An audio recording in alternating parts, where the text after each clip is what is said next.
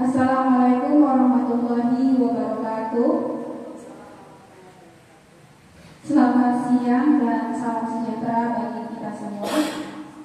Yang kami hormati Bapak Kepala Sekolah SD Negeri 01 Panahilir, yang kami hormati Bapak Ibu Guru yang mengajar di SD Negeri 01 Panahilir.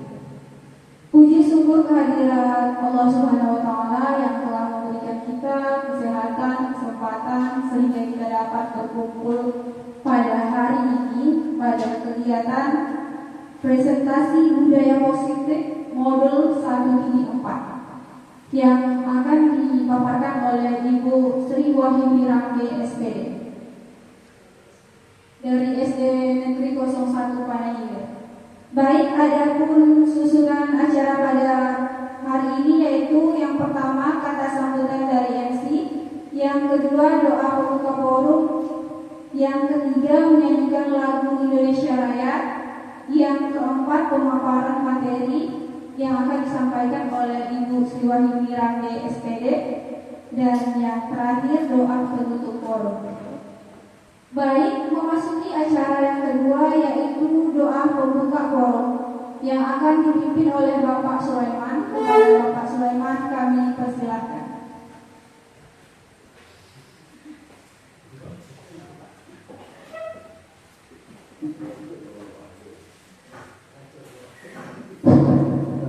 Baiklah, Assalamualaikum warahmatullahi wabarakatuh. Selamat siang dan salam sejahtera untuk kita semua. Alhamdulillah, puji syukur kehadirat Allah Subhanahu wa Ta'ala. Hari ini kita akan mendengarkan pemaparan dari Ibu Sri Wahyuni Rangge dari SDN 01 Panahilir, yaitu memaparkan aksi nyatanya budaya positif modul 1-4. Untuk mengawali dari kegiatan kita pada siang hari ini, maka sebagaimana mestinya haruslah kita berdoa biar supaya dapat keberkahan dari Tuhan Yang Maha Esa, yaitu Allah Subhanahu wa Ta'ala. Untuk memulai acara doa ini, maka haruslah kita beristighfar sebanyak 3 kali. Astagfirullahaladzim, Astagfirullahaladzim, Astagfirullahaladzim.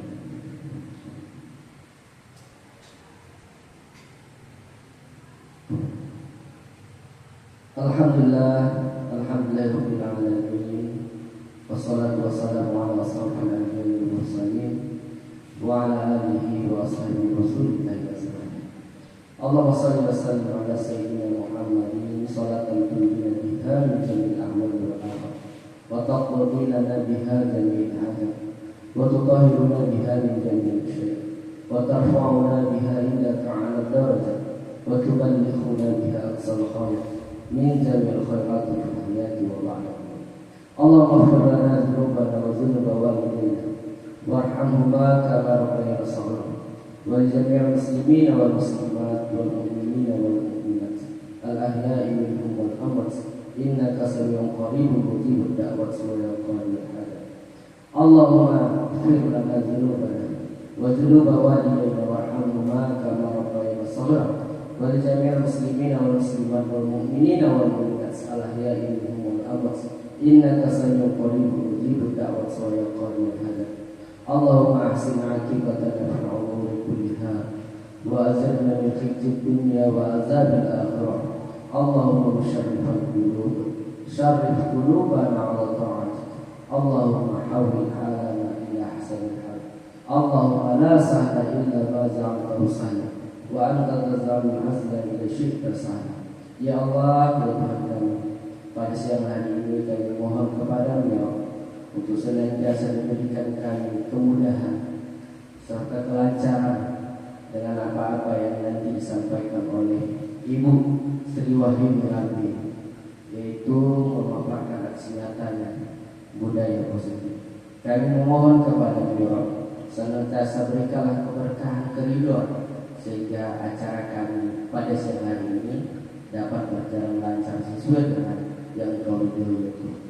Ya Allah, ya Rabb, kalian dan memohon kepada-Mu senantiasa berikanlah kesehatan kepada kami dan juga kepada guru-guru yang ada di seluruh Indonesia ya Rabb. Rabbana atina fid dunya hasanah wa fil akhirati hasanah wa qina adzabannar. Subhana rabbika rabbil izzati amma yasifun wa salamun alal mursalin walhamdulillahi rabbil alamin. Assalamualaikum warahmatullahi wabarakatuh. Selamat siang dan salam sejahtera untuk kita semua.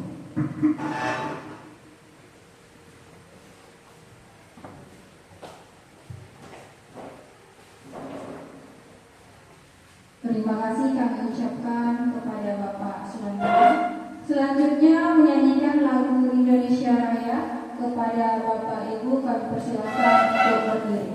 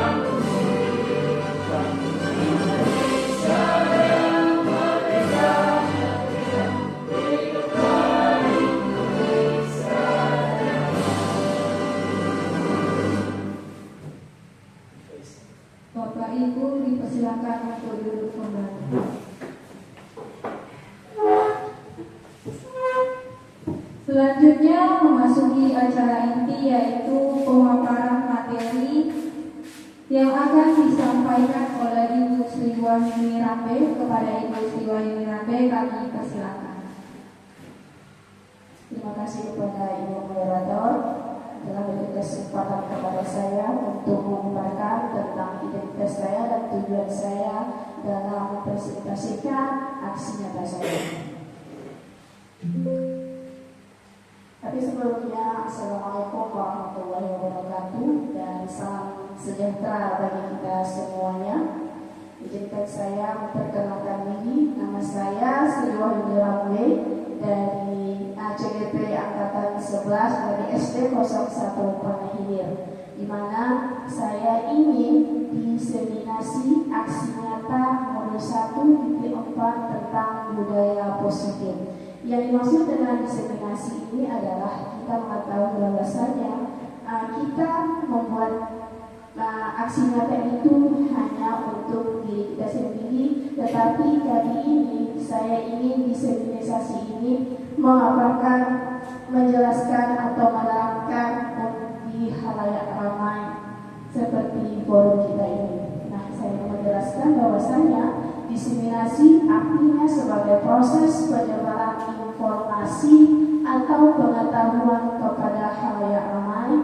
Kemudian dalam proses ini bertujuan untuk menyebarkan hasil penelitian, temuan atau inovasi ke dalam masyarakat umum, baik publikasi presentasi maupun aktivitas lainnya. Di sini Bapak Ibu, kita biasanya melakukan aksi nyata itu ketika melakukannya kegiatan hanya kita dan kelas kita saja. Tetapi untuk kali ini aksi nyata yang saya buat ini supaya halayak ramai mengetahui bahwa aksi nyata saya itu telah saya lakukan. Seperti itu Bapak Ibu. Tapi sebelumnya untuk memasuki topik pembahasan kita alangkah baiknya kita menyegarkan diri, menyegarkan sendiri otak kita dengan bentuk permainan Bapak Ibu. Permainan ini ada level 3. Level pertama itu mudah, level kedua sangat mudah, sangat sulit. Kemudian level ketiga ada yang paling tersulit. Oke. Nah, gambar yang pertama Bapak Ibu ada dua benda, ya kan? Apabila kita satukan kata tersebut menjadi suatu kalimat yang bermanfaat. Bapak Ibu coba lihat gambarnya di screen di depan ini. Coba ikut tebak kata apakah itu Bapak Ibu? Oke, mata kaki. Baik, bagus. Tegas ya Bu, Bapak. Kemudian tebak gambar yang kedua, ada dua gambar Bu. Coba kita satukan. Rumah sakit. Ada rumah, ada orang sakit. Jadi saya ingat rumah sakit Bapak Ibu. Masih tahap aman. Tahap yang selanjutnya Bapak Ibu. Oke. Ada hewan ya Bapak Ibu. Hewan. Coba Bapak Ibu perhatikan ada berapa gambar di sini. 2, 3, 4, 5, 6 gambar. Ada 6. Ada 8. Ayo Bu. 7, 8, 13. Kura, ikan, 13. gajah. Ya. Oke, Bapak Ibu bisa coba.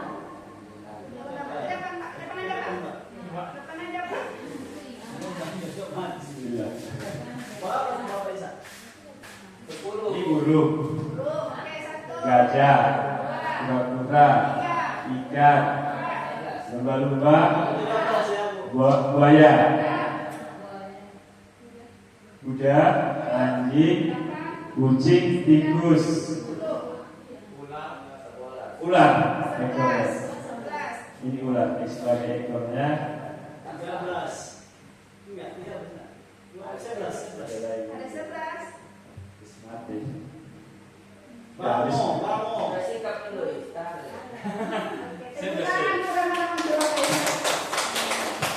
lagi Bapak Ibu, sebenarnya ada lagi Bapak Ibu. Ada. Silakan Bapak Ibu. Ini Bapak baru penasaran juga.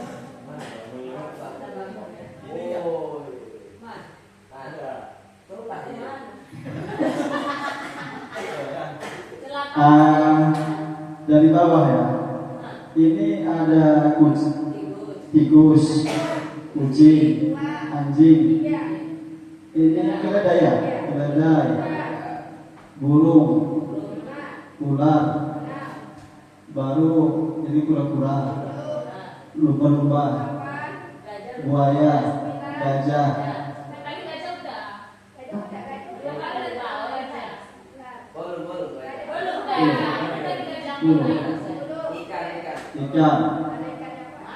Ikannya nih. Ini kan gambarnya.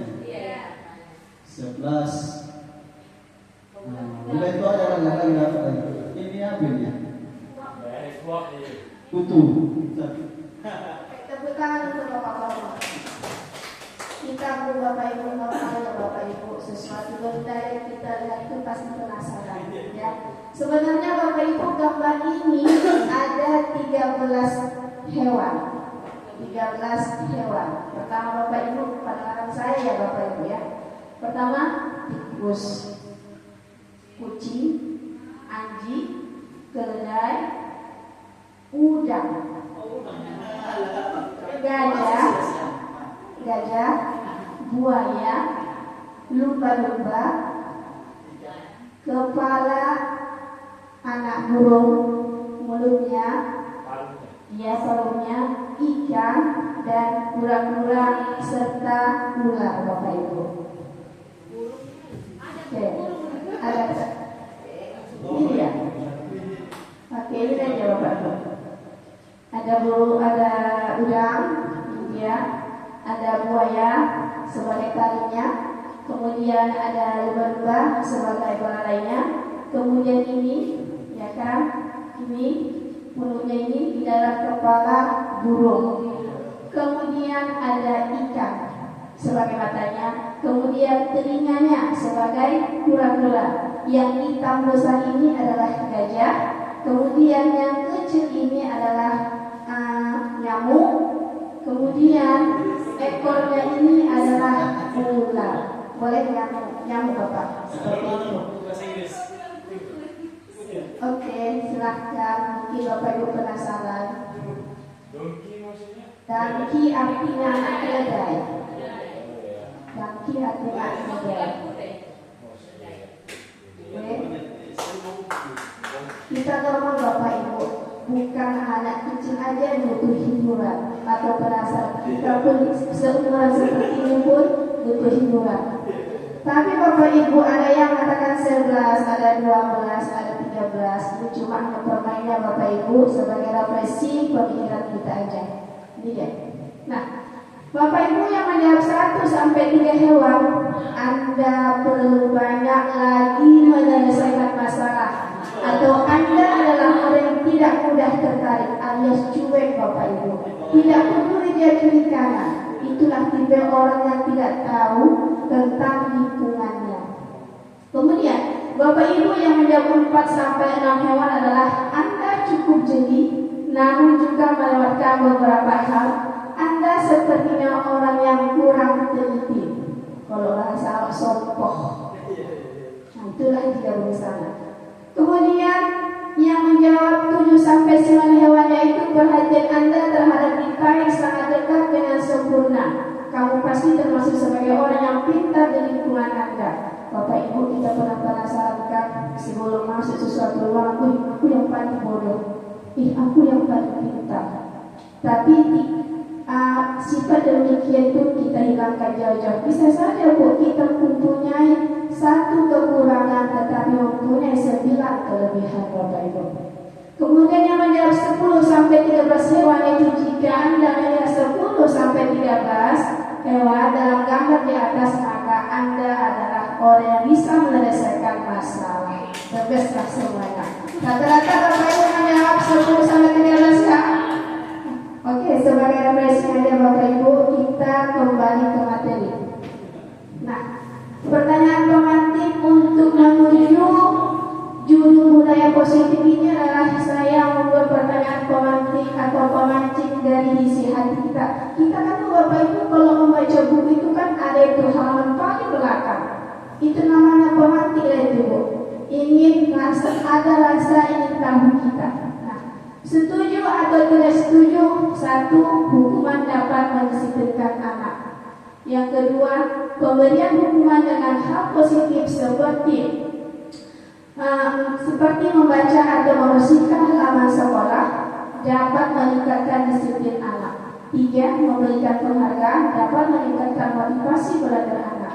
Menurut Bapak Ibu, kita memberi hukuman kepada anak itu apakah pantas? Apakah setuju? Sepertinya Pak Baru paham itu. Kata-kata hatinya. Terima kasih atas kesempatannya, Ibu Sri Wahyuni. Ini pertanyaan pemantik ini. Poin 1, hukuman dapat mendisiplinkan anak. Ini Bu, saya sebagai guru memang pernah saya lakukan hukuman ini. Salah satu contohnya adalah pada saat itu saya mau beranjak sholat zuhur. Kemudian ada siswa kami yang duduk di kantin. Saya ajak sholat. Ayo nak, sholat kita. Apa jawabannya? Bapak aja dulu katanya. Saya tersinggung karena anak itu macam tak menghormati bahasa. Jadi saya panggil personal, saya tampar anak itu, tapi memang gak kayak rame. Menurut saya seperti itu memang sudah baik. Jadi saya tampar anak itu memang. Tapi saya panggil lagi, saya minta maaf. Mungkin saya emosi. Jadi memang pada saat ini hukuman dapat mendisiplinkan anak. Saya telah banyak belajar dari rekan sejawat juga, baru dengan forum-forum diskusi macam forum-forum online, grup atau yang lain. Memang nggak boleh lagi sekarang guru itu memberikan hukuman karena membuat anak itu semacam dendam kepada kita sebagai guru. Kemudian memberi hukuman dengan hal positif seperti membaca, memberikan halaman sekolah dapat meningkatkan disiplin anak. Ini saya tidak setuju karena kasihan kan kalau dulu saya sekolah di SMK di Rantau Prapat, begitu saya terlambat disuruh nyuci piring, menyuci WC, sampai kawan saya mau bilang bok tai kau katanya. Tersinggung jadi kita kan. Jadi artinya memang dampak buruknya apa? Dampak buruknya dari kawan saya itu. Padahal saya dari rumah udah wangi kan. Gara-gara sampai di sekolah, guru itu berikan hukuman seperti bersihkan WC itu, bok tai saya ini. Jadi itu mungkin pelajaran bagi kita. Janganlah sampai kita memberikan hukuman seperti membersihkan WC, mencabut rumput, mencampur tanah. Janganlah sampai kita lakukan kepada anak. Kemudian yang ketiga, memberi penghargaan dapat meningkatkan motivasi belajar anak.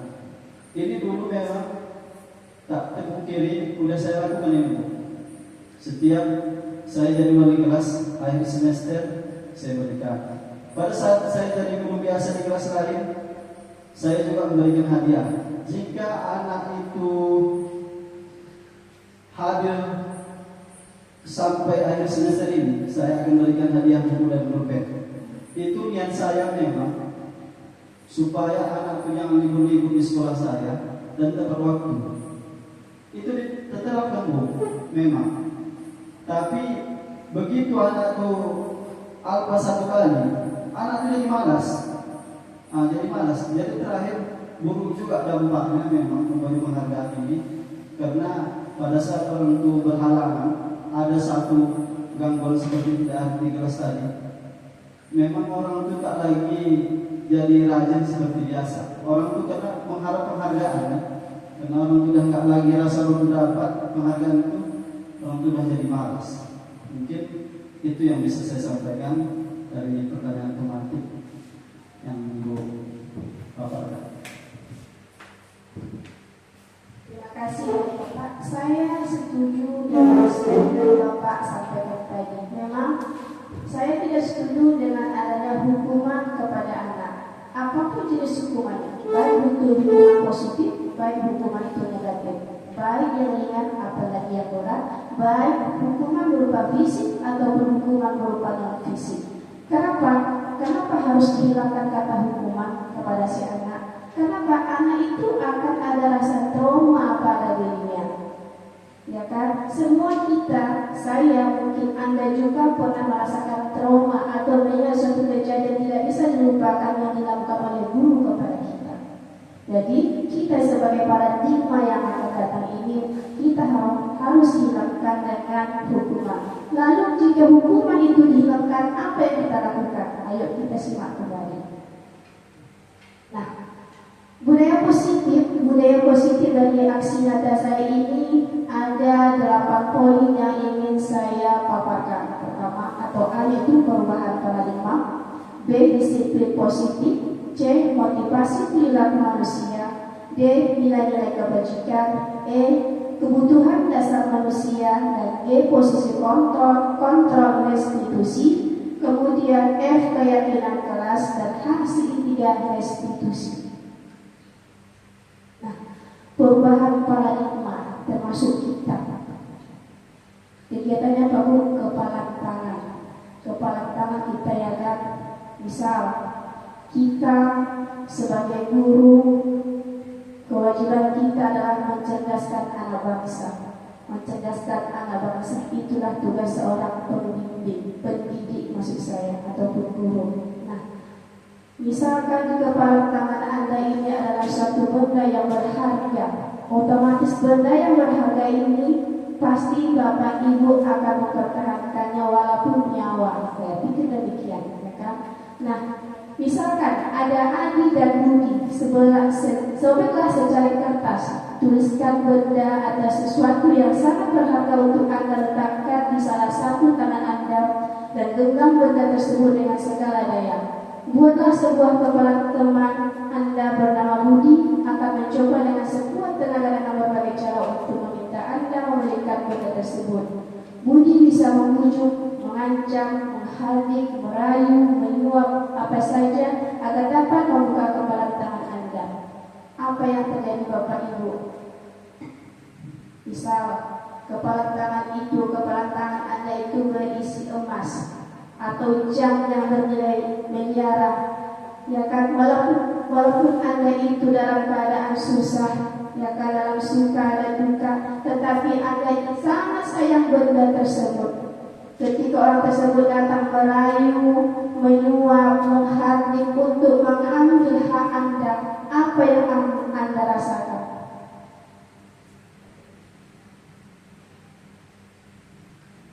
Apa yang Anda Bapak rasakan atau Ibu rasakan jika suatu benda yang berharga itu tidak bisa Ibu Bapak pertahankan?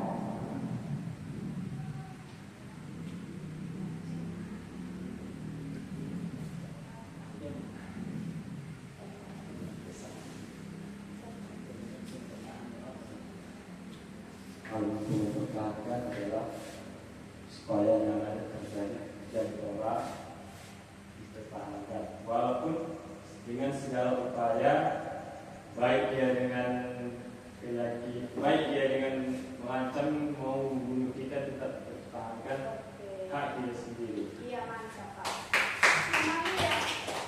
Apapun itu Pak, sesuatu yang benda berharga itu tetap kita pertahankan. Seperti itulah kita Bapak Ibu sebagai pendidik. Tujuan kita sebagai guru itu apakah? Apa Bu? Ingin mencerdaskan anak bangsa. Bagi tujuan kita itu bagaimana caranya kita mempertahankan anak didik kita menjadi anak yang sukses, bukan untuk negara tetapi untuk agama. Kemudian ada perubahan paradigma pembelajaran. Perubahan paradigma pelajaran terdiri dari paradigma berfokus pada guru menjadi pembelajaran berfokus pada peserta didik. Perubahan pelajaran dan paradigma baru merupakan pembelajaran yang dirancang berdasarkan prinsip pembelajaran berdiferensiasi sehingga para peserta didik belajar sesuai kebutuhan berdasarkan tahap perkembangan sesuai teori fisiologi modern untuk mewujudkan profil pelajar Pancasila. Bapak Ibu, kita sebagai guru itu ingin menjadikan peserta didik ini sesuai kebutuhan di hadap Dewantara. Di hadapan Dewan kali ini menginginkan peserta didik kita itu mempunyai profil pelajar Pancasila. Dulu paradigma dulu sebelum kita itu berfokus kepada guru. Gurulah identitasnya, gurulah intisarinya. Apapun permasalahan di kelas itu harus diselesaikan oleh guru. Tetapi sebenarnya pendapat di hadapan Dewan Kala itu adalah kita menghambakan diri kepada murid. Dalam artinya kita harus memenuhi apa yang disukai oleh murid. Kita mengetahui Bapak Ibu, anak SD itu karakternya adalah bermain. Beda dengan anak SMA atau anak SMK Bapak Ibu. Kalau anak SD itu berfokus dia bermain. Misal dari kasus saya tadi, memang pelajaran hari itu adalah memang pelajaran matematika dengan judul tentang perkalian. Bu, bosan mengerjakan soal. Jadi hari ini saya, kamu mau ngapain? Kita main-main aja. Jadi saya ada ide, permainan apa? Biasanya kan Bapak Ibu itu kan ada main batu gunting. Saya ganti aja temanya. Misal teman kita memberikan angka 2 dan kita beri angka 3. Siapa yang lebih cepat memberi jawaban, itulah yang menang. Alhamdulillah Bapak, kegiatan tersebut berhasil. Kenapa? Karena si anak ini suka bermain, suka bereksplor, suka bebas Bapak. Itulah dia anak peserta didik berkarakternya suka bermain-main. Jadi perubahan paradigma inilah Bu, Bapak kita ubah. Jangan lagi berfokus kepada guru, tetapi berfokuslah selera murid kita. Ini ya Bapak Ibu karakter pelajar Pancasila. Apa yang diingatkan oleh pihak Dewan Kala yaitu beriman dan bertakwa. Itu level yang pertama. Level yang kedua yaitu berkebinekaan global. Berkebinekaan global ini artinya anak itu kita ajarkan bagaimana caranya bergotong royong, saling membantu dan saling membahu. Kemudian anak bergotong royong, berkebinekaan global itu adalah saling menghargai Bapak Ibu, baik itu agamanya, baik itu sukunya, baik pun budayanya Bapak Ibu. Kemudian apa yang diinginkan terhadap Dewan Kala lain yaitu gotong royong. Arti gotong royong itu apa Bu? Saling membantu, saling membahu. Contohnya saya pernah ada kejadian di kelas kan saya sengaja, Bu, pulpen saya tidak ada, Bu, buku saya tidak ada. Kenapa tidak dibeli? Gitu. Saya kan bisa menjawab. Jadi saya kasih lontaran pertanyaan kepada si anak tadi. Anak ibu yang soleh-solehah, yang pintar, yang hebat kan? Anak seperti demikian harus diangkat-angkat. Siapa punya pulpen 2? Siapa punya buku 2? Nah seperti itu Bapak Ibu. Jadi disitulah cara kita mengajarkan tentang gotong royong kepada si anak tersebut. Kemudian bernalar kritis, mandiri dan kreatif. Kemudian ada perubahan paradigma, stimulus respon teori kontrol. Siapa sesungguhnya yang memiliki kontrol tersebut? Di sini ada 2 kolom yaitu stimulus respon dan teori kontrol. Stimulus responnya apa? Yaitu realitas kita semua. Semua orang melihat hal yang sama, kemudian kita mencoba mengubah orang agar berpandangan sama dengan kita. Kemudian berperilaku buruk dilihat sebagai suatu kesalahan. Kemudian orang lain bisa mengontrol saya bisa mengontrol orang lain. Pemaksaan ada pada saat menunjukkan gagal. Kemudian model berpikir menang atau kalah. Kemudian teori kontrolnya apa? Yaitu realitasnya, kenyataannya kita berbeda. Setiap orang memiliki gambaran yang berbeda. Kemudian kita berusaha memahami pandangan orang lain tentang dunia. Semua perilaku memiliki tujuan. Hanya Anda yang bisa mengontrol diri Anda. Kemudian Anda bisa mengontrol orang lain serta berkolaborasi dan konsensus menciptakan pilihan-pilihan baru. Kemudian model berpikir menang. Nah, apa itu disiplin positif? Disiplin positif adalah sebuah pendekatan Bapak Ibu yang dirancang untuk mengembangkan murid untuk menjadi pribadi dan anggota dari komunitas yang bertanggung jawab, penuh hormat dan kritis. Disiplin positif mengajarkan keterampilan sosial dan kehidupan yang penting dengan cara yang sangat menghormati dan membesarkan hati. Tidak hanya bagi murid tetapi juga bagi orang dewasa, termasuk orang tua, guru, pekerja muda, dan lainnya. Jadi Bapak Ibu, budaya positif itu bukan hanya dibebankan kepada anak kecil ataupun peserta didik, tetapi kita sebagai orang tua juga. Kemudian ada teori motivasi, hukuman, dan penghargaan. Dari pertanyaan pemantik tadi, disinilah Bapak Ibu jawabannya. 3 motivasi perilaku manusia. Yang pertama yaitu untuk menghindari ketidaknyamanan atau hukuman. Nah, ini maksudnya apa Bapak Ibu? Maksudnya adalah anak itu, contoh, ada PR karena sakit takutnya anak ini dia mengerjakan PR-nya Bapak Ibu. Seperti itu dari hukumannya. Jadi dampak negatifnya apa? Hukuman menjadikan murid merasa tidak percaya, merasa ketakutan. Itu tadi Bapak Ibu. Dia mengerjakan PR bukan untuk pintar, tetapi karena takut Bapak Ibu. Kemudian motivasi yang ketiga itu untuk mendapatkan imbalan atau penghargaan dari orang lain. Dampak negatifnya apa Bu? Penghargaan menjadikan murid kurang percaya diri, pamrih, mengerjakan sesuatu berdasarkan imbalan Bapak Ibu. Ini kasusnya sering kita lakukan. Misalnya saya Bapak Ibu, kalau saya itu di sekolah kerjakan halaman ini, kalau jawab 1 benar sekian gitu kan. Ada demikian kalau dia berbaris-baris seperti itu, coba berbaris. Siapa tidak berbaris nanti saya kasih nilai jelek. Itu kan suatu imbalan Bapak Ibu kan. Tetapi ketika saya tidak masuk kelas digantikan oleh guru lain, disuruh mereka berbaris, mereka tidak mau berbaris Bapak Ibu. Kenapa? Karena saya sudah membiasakan mereka apabila berbaris sebelum pelajaran dimulai akan dikasih nilai. Karena guru pengganti saya tidak ada mengatakan demikian, maka mereka malas berbarisnya Bapak Ibu. Kemudian motivasi yang ketiga itu untuk menjadi orang yang mereka inginkan dan menghargai diri sendiri dengan nilai-nilai yang mereka percaya. Bapak Ibu, ini adalah motivasi yang harus direstitusi. Inilah maksudnya tadi, tidak ada lagi hukuman, yang ada adalah restitusi. Apa itu restitusi Bu? Ayo kita simak kembali. Di sini ada nilai kebajikan.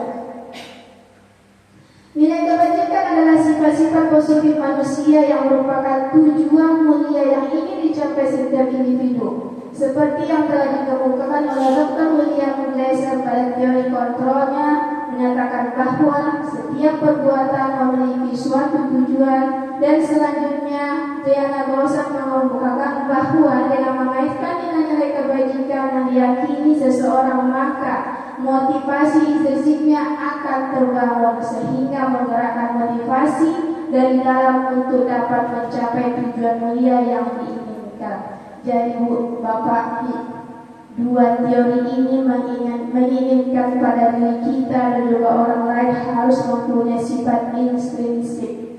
Ada sifat intrinsik dan ada sifat ekstrinsik. Sifat intrinsik ini apa Bu? Sifat yang lahir dari dalam, sifat yang lahir dari hati, mengerjakan sesuatu karena motivasi yang ada pada dirinya. Itulah dia. Kemudian kalau dia sifat ekstrinsik itu apa Bu? Ekstrinsik adalah suatu perbuatan atau pekerjaan dilandasi dengan sesuatu yang di luar dari hatinya. Misal, apalagi sekarang Bu, musik dengan webinar. Ya kan? Webinar. Setiap hari ada webinar. Jadi kalau kita inginkan sertifikat, dia masuk webinar. Ya kan? Kebanyakan Bapak Ibu guru itu asik aja webinar. Di sekolah aktif belajar mengajar. di luar nanti aktif ekskul, malah jadi aktif apa? Aktif dengan webinar. Tujuannya apa? Untuk memperbanyak sertifikat Bapak Ibu. Karena berpikir apa? Kalau nanti saya banyak nanti sertifikat, mana tahu ke depannya dibutuhkan. Apalagi Bapak Ibu yang honor ini, Bapak Ibu pasti membutuhkan sertifikat itu nanti. Itu yang dimaksud dengan tujuan dari Dr. William Glaser dan Bapak Diana Gosset. Itulah tujuannya, melahirkan hati dari dalam, bukan dari luar. Kemudian ada 5 kebutuhan dasar manusia. 5 kebutuhan dasar manusia itu pertama adalah bertahan hidup. Yang kedua kasih sayang, ketiga kebebasan, keempat kesenangan, dan kelima adalah penguasaan. Bapak Ibu, kita butuh kelima ini Bapak Ibu. Nah, bertahan hidup itu maksudnya apa? Kita ingin makan, kita ingin minum, kita ingin tempat tinggal, kita ingin pakaian Bapak Ibu. Itulah yang dimaksud dengan bertahan hidup. Kemudian yang kedua, kasih sayang. Bapak Ibu, kalau ada suatu forum atau diskusi atau komunitas, apa yang kita inginkan dari teman kita, dari lingkungan kita Bapak Ibu? Ingin diutamakan. Benar tak Bapak Ibu? Ketika kita masuk suatu forum, suatu komunitas atau rapat itu berdemikian, bukan? Kita kan biasakan seminar. Kalau kita merasa diasingkan, kita merasa kecil hati kan Bapak Ibu? Kecil hati. Jadi kasih sayang ini kita sangat dibutuhkan. Kita ingin diutamakan, kita ingin dipertamakan. Itu dia. Kemudian ada kebebasan. Manusia itu normal Bapak Ibu, ingin bebas seperti burung, tidak mau diatur. Termasuk saya Bapak Ibu. Saya juga ingin bebas, tidak ada. Kalau dapat tidak ada dikatakan peraturan. Tetapi tidak mungkin kita akan sukses tanpa ada peraturan Bapak Ibu. Nah, kemudian kesenangan. Kita ingin bahagia, termasuk ini. Kalau udah ada bertahan hidup, kasih sayang, kebebasan, kita ingin apa Bu? Happy. Kita ingin senang.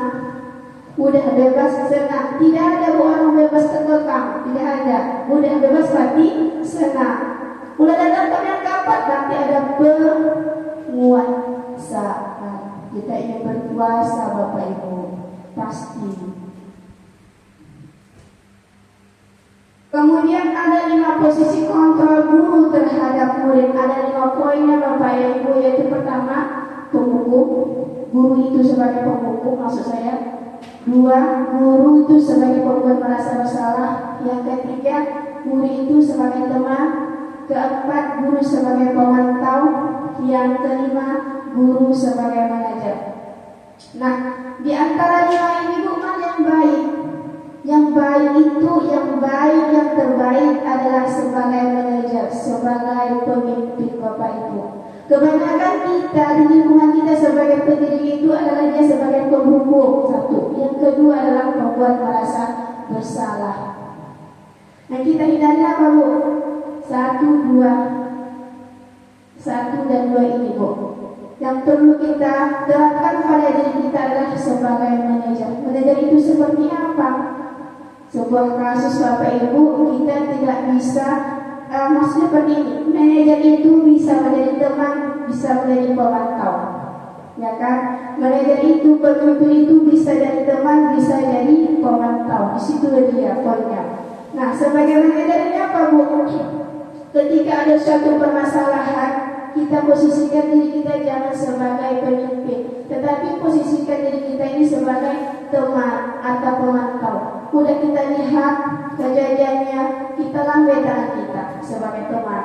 Baru kita restitusi, baru kita tanya apa pokok permasalahannya. Tidak bisa kita dijustin sebagai inilah hukumanmu seperti itu.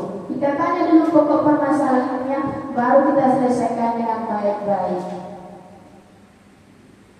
Kemudian keyakinan kelas saya, Bapak Ibu, saya sebelum memulai pelajaran Sebelum memasuki pelajaran saya melakukan keyakinan kelas atau kesepakatan kelas.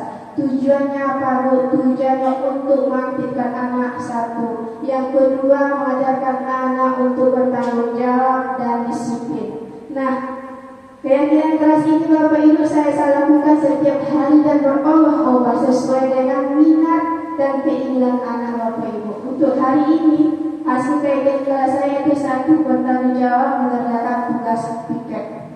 Kemudian bersikap jujur. Kemudian bersikap tenang saat pelajaran langsung. Keempat, bersikap sopan dan menghormati guru siapapun gurunya. Kemudian saling tolong menolong. Kemudian terakhir hidup rukun dengan teman. Jadi Bapak Ibu, kesepakatan kelas ini dilakukan bersama-sama, bukan dilakukan oleh guru, bukan dilakukan oleh siswa, tetapi dilakukan bersama-sama. Dan konsekuensinya atau sanksinya itu anak muridlah yang membuatnya Bapak Ibu. Seperti demikian. Nah, kita masuk dengan restitusi. Restitusi itu apa ya Bapak Ibu? Berfokus pada solusi atau pemecahan masalah yang bisa dilakukan, bukan pada masalah. Sebuah cara menanamkan disiplin positif pada murid. Restitusi mengajak murid untuk mengidentifikasi kembali tindakannya sehingga dia bisa menganalisis dan menentukan langkah yang tepat dalam memecahkan masalah. Bapak Ibu, tadi saya mengatakan jangan ada kata hukuman pada anak, tetapi kita ubah dengan kata restitusi. Kemudian restitusi ini ada 3 langkah Bapak Ibu. Segitiga restitusi ini ada 3 langkah. Pertama, menstabilkan identitas, validasi tindakan yang salah, dan ketiga, menanyakan keyakinan kelas.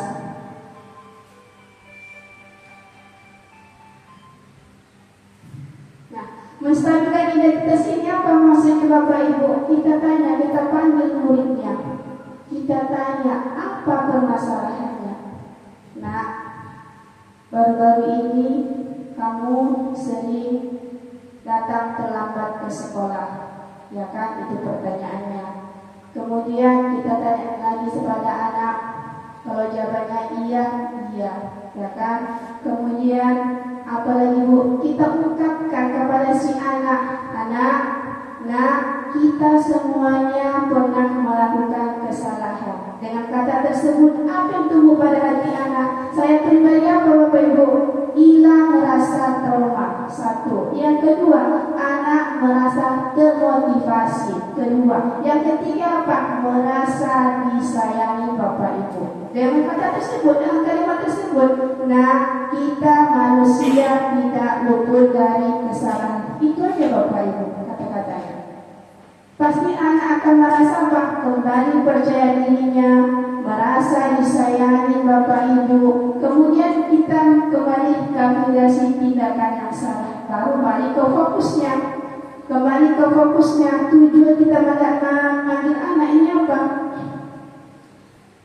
Kamu pasti punya alasan. Nah, itu pertanyaannya kan. Kamu pasti punya alasan kenapa datang terlambat ke sekolah.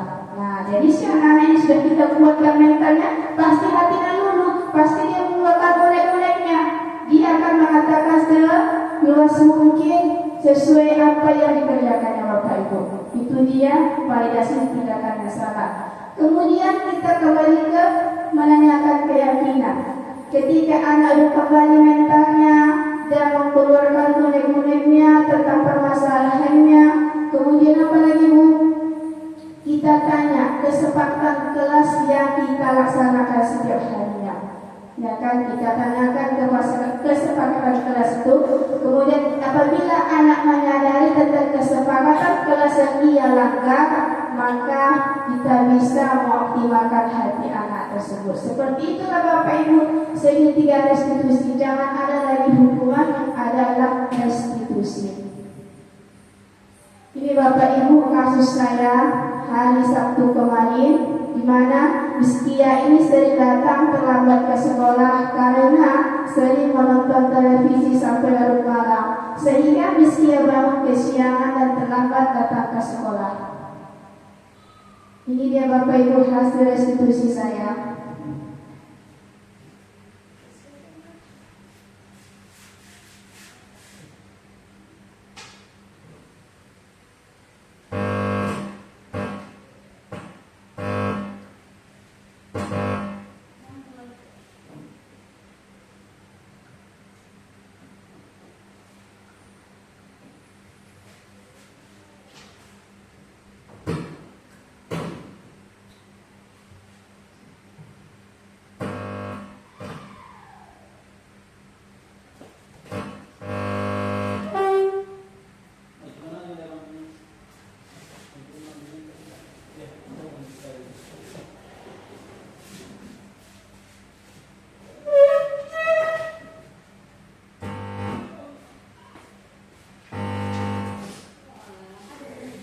mati tulis. Kamera di mos itu habis. Sudah mati ya.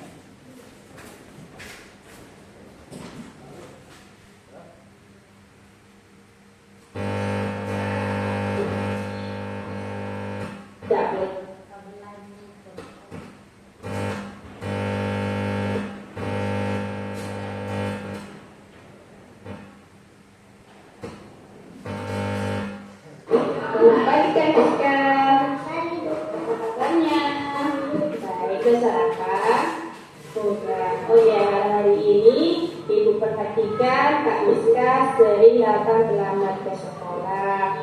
Menurut Kak Miska, kita terlambat ke sekolah itu salah atau benar? Salah. Jadi kita pernah melakukan kesalahan, tetapi kesalahan itu tidak boleh berkelanjutan karena dampak negatifnya sama kita akan tumbuh subur. Jadi Kak Miska pasti punya alasan mengapa Kak Miska terlambat ke sekolah.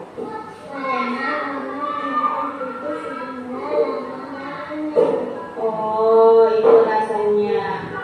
Jadi Kak Miska itu lama bangunnya karena nonton TV terlalu lama di malam hari ya.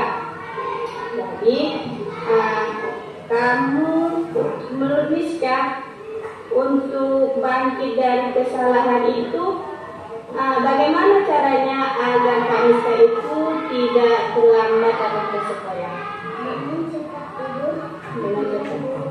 Dengan cepat tidur. Ya, oke. Nah, menurut Kak Miska, kita kan tadi pagi udah membuat kesepakatan kelas. Menurut Kak Miska, kesepakatan kelas apa yang dilanggar oleh Kak Miska? Datang ke sekolah tepat. Menurut Kak Miska sudah datang tepat waktu atau belum? Belum. Jadi karena Kak Miska udah mengetahui dampak negatifnya, tahu nggak dampak negatifnya kalau kita bangun kesiangan? Tidak. Jadi dampak negatifnya pertama yaitu kita tidak sehat. Yang kedua banyak membuang waktu percuma. Jadi kalau Kak Miska ingin berubah maka harus bangun pagi cepat-cepat dan tidur cepat. Oke, Kak Miska berjanji bisa mengubahnya? Bisa. Oke, terima kasih Kak Miska. Kasus yang kedua yaitu Bang Rapa murid saya di dalam kelas saat kita belajar mengajar menendang bola tersenggol piala Bapak Ibu. Selamat pagi Kak Rapa. Selamat pagi. Apa kabarnya? Sehat. Ada makan? Ya. Sudah berapa lama tadi? Nasi goreng. Sampai makan? Enak. Enak. Ya sudah terima kasih ya. Oh iya, hari Sabtu kemarin kan Ibu tidak masuk. Jadi Ibu dapat kabar dari ketua kelas bahwasanya Rapa main-main dalam kelas. Benar ya? Nah, benar. Kebetulan piala kita kan di situ kan ada kotak, ya kan, kotak. Jadi Ibu tidak mengatakan, ya kan? Karena kita semua itu pernah melakukan kesalahan, ya kan? Tetapi kesalahan itu tidak boleh berlalu berkepanjangan. Paham? Paham. Jadi Rapa pasti punya alasan mengapa Rapa menghancurkan piala. Kenapa?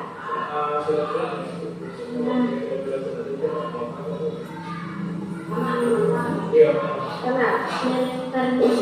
Karena tidak sengaja melemparnya. Jadi kita kan, Ibu kan mengimbau kepada manusia termasuk Bang Rapa ya kan, bahwasanya kita kalau bermain itu tidak boleh keras, ya kan? Jadi menurut Bang Rapa bagaimana caranya agar benda di sekitar kelas kita itu tidak rusak? Saya akan bermain di luar kelasku. Janji, kan? Karena kan kalau kegiatan belajar dan mengajar itu di dalam kelas. Kalau bermain di luar kelas atau dalam kelas? Oh iya, tadi kan kita udah buat kesepakatan kelas, ya kan? Kesepakatan kelas apa yang Bang Rafa lambatan? Ya. Apa ya? Kesepakatan kelas apa yang Bang Rafa lambat? Terpisah belajar mengajar. Kita tidak tahu kan kalau dalam belajar itu tidak boleh main bola walaupun nggak ada gurunya, ya kan? Jadi Bang Rafa, ibu nasihatkan prinsipnya ditanya. Bang Rafa udah tahu kan kesalahannya apa? Ya, oke, kembali ke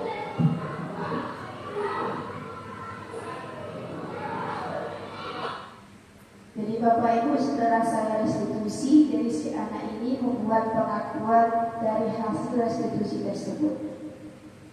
Ini dia tanggapan si Bapak Ibu tentang setelah restitusi sama saya. Nama saya Sakira. Saya berterima kasih kepada Ibu Guru karena sudah menasihati saya serta memberi semangat belajar saya dan berjanji tidak akan datang terlambat ke sekolah dan tidur cepat agar ke sekolah tepat waktu. Terima kasih Bu Guru.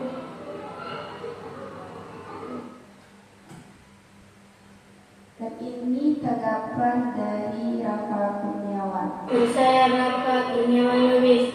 Terima kasih kepada Ibu Guru karena yang menjadi semangat belajar saya dan berjanji tidak akan bermain di kelas di saat belajar, kemudian menjaga ketertiban saat belajar mengajar. Terima kasih Bu Guru.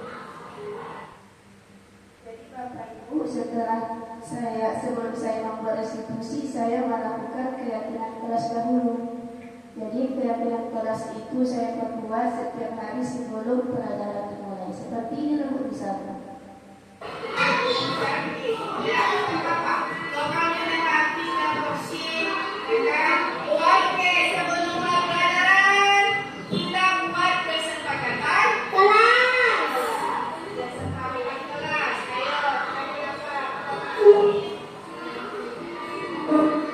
Jangan buang sampah sembarangan.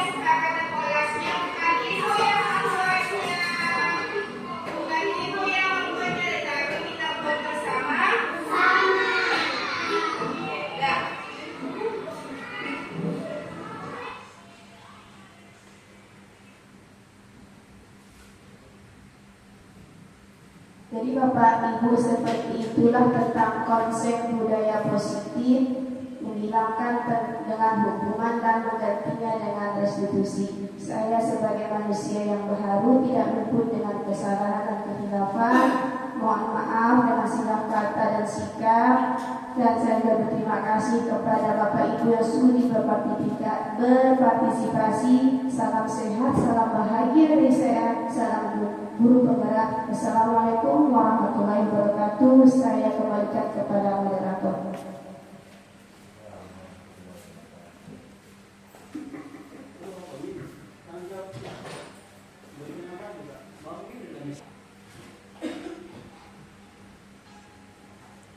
Terima kasih kami ucapkan kepada Ibu Sri Wahyuni Rambe yang sudah menyampaikan pemaparan materi budaya positif dengan sangat luar biasa, sehingga Bapak Ibu guru yang ada di sini mendapatkan bekal dan dapat untuk diaplikasikan. Terima kasih juga kami sampaikan kepada Bapak Ibu guru yang telah menyimak dari awal sampai akhir. Demikianlah acara presentasi budaya positif modul 4.1. Saya mohon maaf jika terdapat salah.